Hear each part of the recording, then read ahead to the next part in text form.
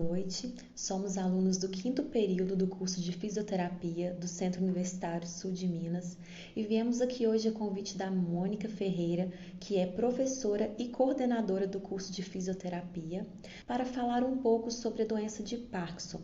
Nosso grupo é formado por mim, Giliane, pelo Alan, pela Cleide, Cristiane, Daniel, Flaviana, Luana e Rubian.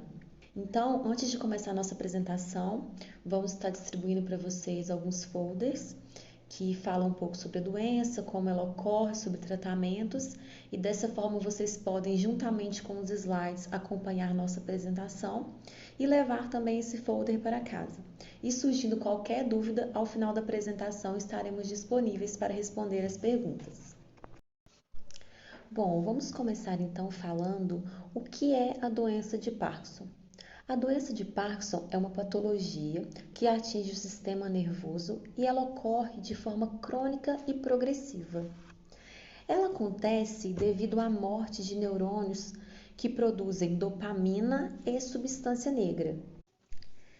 Falando então sobre a doença de uma forma mais técnica, é uma doença então que ocorre a diminuição de células produtoras de dopamina e de neurônios que contêm neuromelanina no tronco cerebral. A neuromelanina é uma substância escura encontrada no cérebro e a sua forma estrutural se liga à melanina. A neuromelanina ela é encontrada em grandes quantidades em células da substância negra. Substância negra. Porção heterogênea do mesencéfalo, responsável pela produção de dopamina, importante para o sistema do glândula da base. A anatomia da substância negra consiste numa região do cérebro que se estende dorsalmente nos pendículos cerebrais e se estende face a face ao longo do mesencéfalo. Possui uma parte reticular e uma parte compacta. A parte compacta é formada por neurônios que contém melanina, que é um pigmento que lhe oferece a cor negra. Tem como neurotransmissor a dopamina. A parte reticular é formada por neurônios inibitórios GABAergéticos, cujos axônios têm grande número de colaterais que possibilita um largo território de ação. As partes compacta e reticular são interconectadas. O dendrito de neurônio da parte compacta vão até a parte reticular, onde liberam a dopamina livre. A dopamina é um neurotransmissor, a sua substância é uma substância química que ajuda na transmissão de mensagem entre as células nervosas. Ela auxilia na realização dos movimentos voluntários do corpo de forma automática. Com o envelhecimento, todos os indivíduos saudáveis apresentam uma morte progressiva das células nervosas, que produz a dopamina. Algumas pessoas, entretanto, perdem as células num ritmo muito acelerado e assim acabam se manifestando os sintomas da doença de Parkinson. Os sintomas da doença de Parkinson, eles se variam de paciente para paciente. No início, eles se apresentam como uma maneira lenta, insidiosa, e muitas das vezes esses pacientes eles não conseguem apresentarem para a gente a época que começaram esses sintomas. Na maioria das vezes, a lentidão dos movimentos, os tremores, esses sintomas são reconhecidos pelos familiares, por amigos, por pessoas que convivem com essas pessoas que têm a doença de Parkinson. E uma característica muito importante é a diminuição do tamanho da letra. Esses sinais e sintomas eles são caracterizados entre motores e não motores. Os motores são eles o aumento da curvatura torácica, redução da mobilidade da coluna vertebral, marcha e passos curtos, arrastando os pés, alterações mímicas da face, tremor, rigidez muscular e, entre eles, os não motores, que são eles os distúrbios emocionais, distúrbios sexuais, distúrbios gastrointestinais, disfunção cognética, hipotensão ortostática. Os estágios da doença de Parkinson podem ser classificados de estágio 1 a estágio 6, de acordo com a sua progressão e acometimento no paciente. No estágio 1, acontece o acometimento do núcleo dorsal dos nervos glossofaríngeo e vago. Nesse primeiro estágio, acomete apenas um lado do corpo. O paciente consegue realizar as suas atividades normalmente e, em geral, as pessoas não conseguem notar nenhuma diferença no seu proceder. Apenas talvez algumas pessoas mais próximas desse paciente vão notar algumas diferenças leves, como na postura, no seu caminhar e nas suas expressões faciais. Já no estágio 2, há o comprometimento dos núcleos da RAF que excretam serotonina para o cérebro. Agora, nesse estágio, atinge os dois lados do corpo e os sinais começam a se tornar mais evidentes. O paciente começa a andar com um caminhar mais devagar e com passos mais curtos. A sua fala também apresenta um pouco de dificuldade, ele começa a falar em um tom de voz mais baixo e não tão declarado, fica um pouco difícil de entender o que ele está falando. Esses são os sintomas do estágio 2. No estágio 3, acontece o comprometimento da parte compacta da substância negra do mesencéfalo. Os sintomas se tornam mais evidentes por serem mais graves, demonstrado principalmente pela falta de equilíbrio, que pode causar maiores quedas dentro de casa, e essas quedas que podem trazer, inclusive, problemas mais graves para o paciente. Além dessas quedas graves, com maior frequência, ele apresenta dificuldade em atividades comuns, como comer e se vestir. Ele ainda consegue fazer essas atividades, porém demanda mais tempo. Ele já não consegue realizá-las como anteriormente.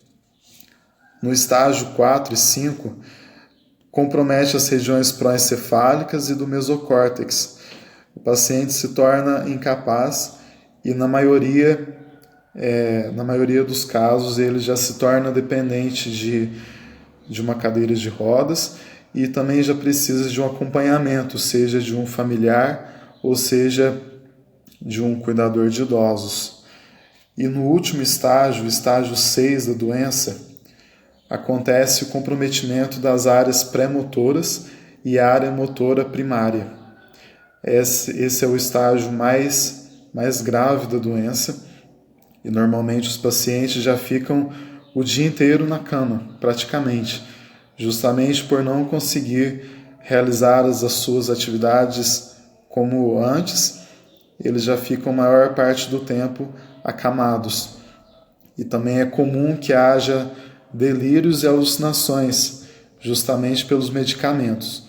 Os medicamentos fazem bem, têm o seu efeito benéfico no organismo, mas os efeitos colaterais acabam superando esses efeitos benéficos do medicamento. Etiologia.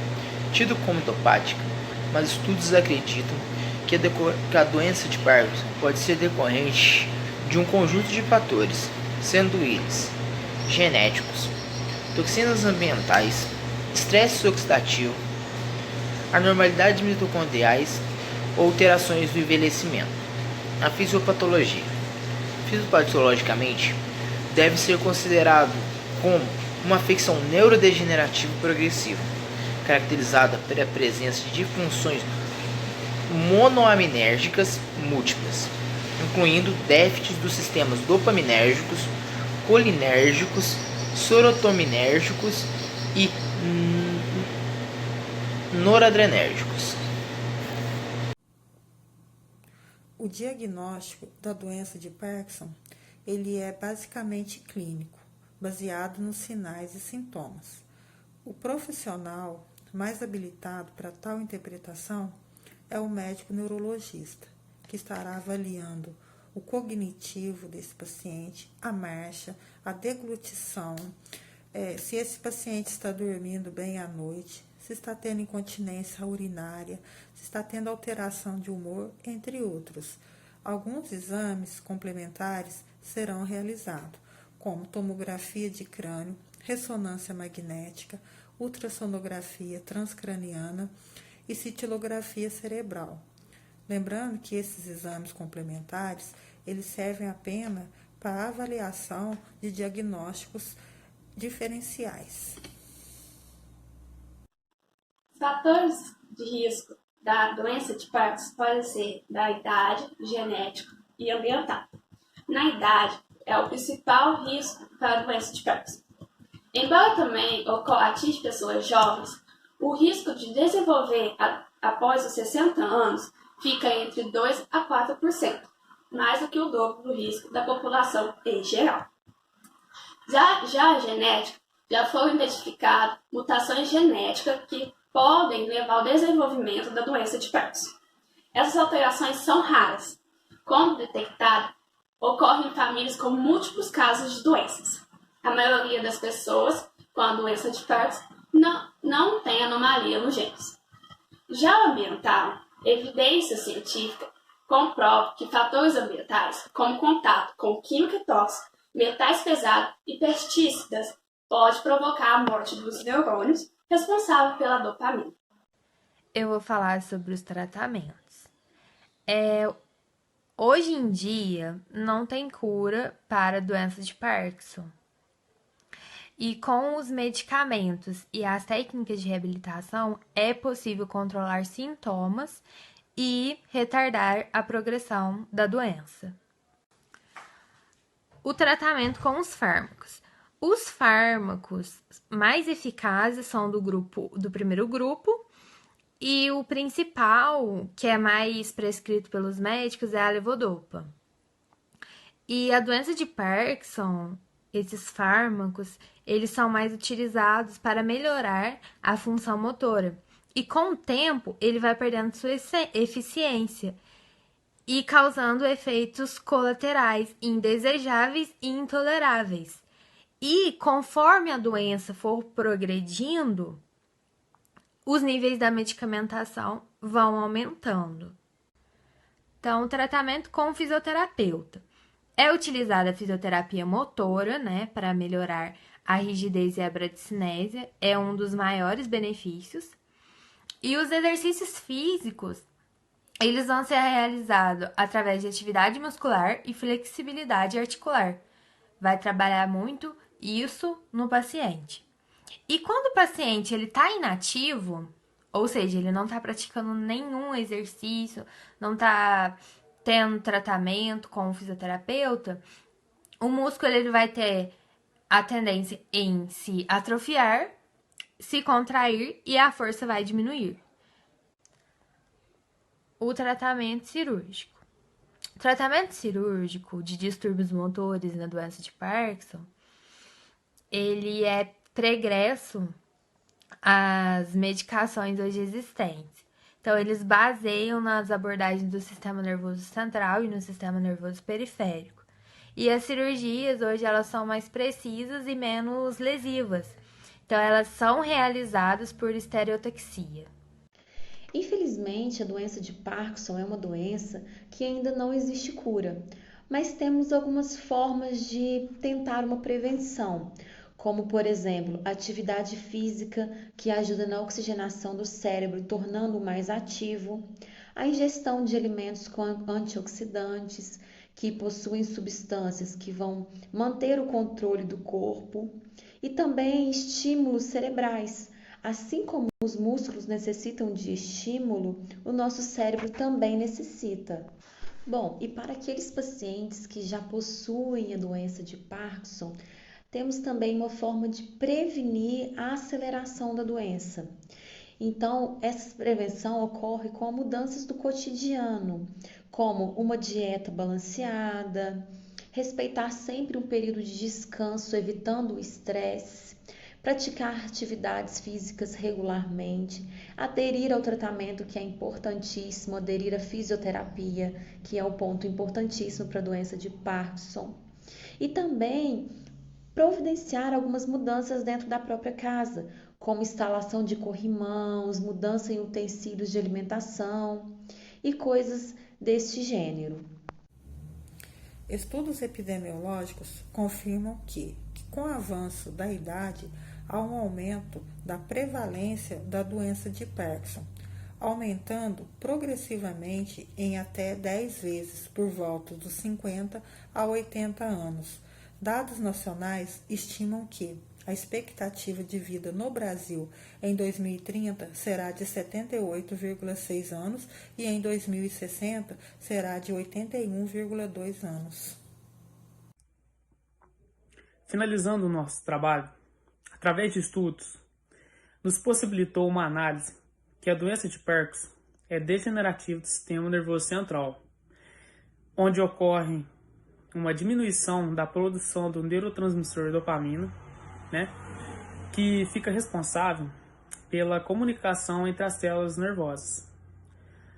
A medicina hoje, através de pesquisas, não possui cura, porém existem tratamentos paliativos, com medicamentos, com exercícios fisioterápicos, para que este paciente tenha uma qualidade de vida melhor e que essa doença não tenha um progresso avançado. Com o desfecho final, iremos passar um vídeo, com um relato de caso. Agradeço a atenção. Boa noite. Seu Paulo, com a mão direita, faz assim, com a mão direita, bem grande. O máximo que conseguir. Se não conseguir, não tem problema, tá? Fica meio difícil, porque se eu faço assim, não cai, né? Mais um. Mais um.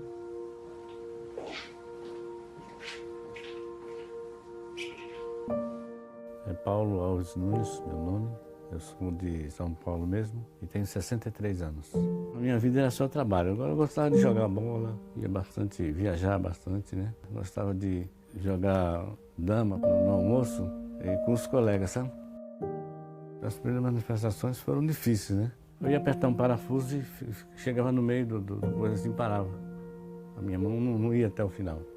Eu ia lavar a louça aqui, eu levava na brincadeira, mas eu ficava assim, parecendo um pandeiro, De repente eu parava, ficava parado, estava na fila, de repente a fila andava e eu ficava, Aí eu ficava assim, se alguém me dá um empurrão, faz alguma coisa aqui, que eu estou travado aqui, Falei, eu preciso de alguém especialista, porque eu estou com um problema que eu não sei do que se trata, Foi que esse médico, que ele falou para mim, você está com Parkinson. Eu comecei a tomar um remédio e melhorei, Aí eu falei, então, pronto, tá tudo bem, vamos tocar a vida para frente. Mas aí foi aumentando. Qualquer susto que eu tomava, qualquer coisa assim que, sabe? Aí o remédio perdia o efeito, aí eu aumentava a dose. Quando eu levantava cedo, eu não conseguia levantar. Eu tinha que tomar o remédio, esperar ele fazer efeito, porque dava uma angústia muito grande, A doutora que estava me atendendo falou para mim assim, não tem mais o que fazer para você, porque você já está tomando todos os medicamentos que a gente tem conhecimento, Você conhece TBS? Eu falei, eu conheço sim, que eu sempre pesquiso, Já cogitou fazer a cirurgia? Aí falou assim, eu vou indicar você para um pessoal lá na Hospital São Paulo e você conversa com o pessoal lá. Aí veio a doutora Lorena. E aí ela começou a fazer algumas perguntas, Vamos ver o seu caso, que seu caso está numa situação bem avançada, E aí foi lá e chamou o doutor Murilo. Eu estava fazendo um gráfico, com ele lá. Aí ele fez um gráfico assim, Com a mão firme, sabe? Foi o que me deu mais confiança nele, Aí eu falei assim, esse é o cirurgião, esse cara aqui, esse é o cara, sabe?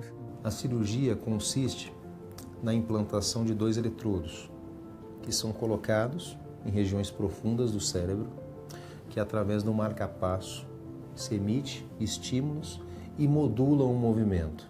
E o que a cirurgia de DBS, de estimulação cerebral profunda, vai melhorar no paciente com doença de Parkinson? Rigidez é um sintoma que melhora bastante. Bradicinesia, que seria lentidão do movimento. Durante a cirurgia, realizado bastante testes, finger tap, apertar e abrir as mãos e avaliar também o tremor. também é um outro sintoma da doença de Parkinson que reduz bastante com tratamento cirúrgico. Sinceramente, não doeu nada, não houve, sabe, grande coisa assim. É uma cirurgia muito simples. Não vou pedir um UTI para você. E no dia seguinte eu já passo lá e faço uma avaliação e você já está de alta. No dia seguinte, foi uma noite que eu consegui saber o que era a cama. De manhã cedo, eu levantei, normal, sem tomar remédio, sem nada. Troquei de roupa, falei, agora nós vamos embora. Hoje em dia eu levanto da cama, vou, faço o que eu quero, levanto, tomo um banho, vou na padaria, compro pão, faço café. Você não tem aquela, eu acho que eu vou cair aqui, deixa eu segurar ali, deixa eu segurar aqui, entendeu? Pretendo fazer uma viagem, coisa que eu parei há um tempo, né? A estudar, fazer alguma coisa que me agrade, sabe? Porque o que eu estava fazendo era em prol da doença.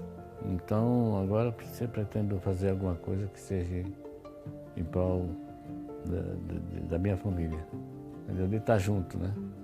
O médico sente uma emoção grande de poder dar para esse paciente uma qualidade de vida, para que ele possa se locomover, para que ele possa ter o convívio com seus familiares. Então não tem gratificação maior que isso. Doutora Lorena e doutor Murilo, esse pessoal trata com muito respeito, com muito, sabe? Com muito profissionalismo. Eu tenho para falar para eles é muito obrigado. E se o cara tem esse problema e não conhece, procure conhecer. E o quanto antes fazer aquilo lá, porque a diferença é muito grande, sabe? Você parece que não tem nada, parece que tira com a mão assim, sabe? Você vai ter uma outra, como eu estou tendo, sabe? Outra dimensão da vida.